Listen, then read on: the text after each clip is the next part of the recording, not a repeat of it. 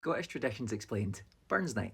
Burns Night is the 25th of January, and it commemorates Scotland's most favourite poet, Rabbie Burns, or Robert Burns, sort of like Scotland's answer to Shakespeare. He was born in 1759, on the 25th of January, and we've been celebrating his birthday for over 200 years.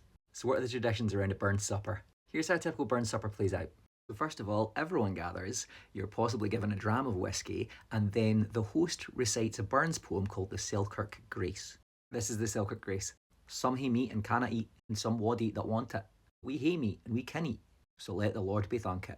Then the meal is served. The meal traditionally is haggis, turnips and potatoes. Feels weird to say it like that. In Scots we'd say haggis, neeps and tatties, or in Gaelic, tagish, schneep, agus pontata. Now we don't just put the haggis down in front of people. The haggis is piped into the room by a bagpiper, playing bagpipe music as the haggis enters on a plate. This isn't a live haggis. Then when the food reaches the table, another poem is recited. This poem is called Address to a Haggis. It talks about how wonderful haggis is, and then everyone at the table toasts the haggis. That is to say, they raise their glasses to the haggis, they don't toast it like in a toaster. You eat your haggis, you eat your neeps, you eat your tatties, maybe then you have a dessert like some cranachan or something. After the meal, the host does something called the Immortal Memory, which is a tribute to Robert Burns. Then someone recites another Burns poem, just whatever you fancy. To a Mouse is popular. Then we go on to a sort of competitive roast battle.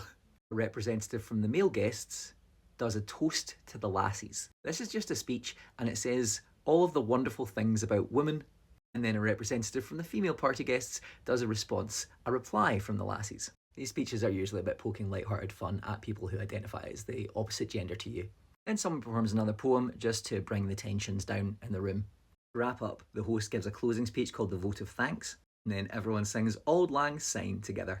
If you're from out with Scotland, Auld Lang Syne is probably how you know about Rabbie Burns. If you'd like to hear the address to the haggis, let me know in the comments, maybe I'll make a video. Follow me. I know the way.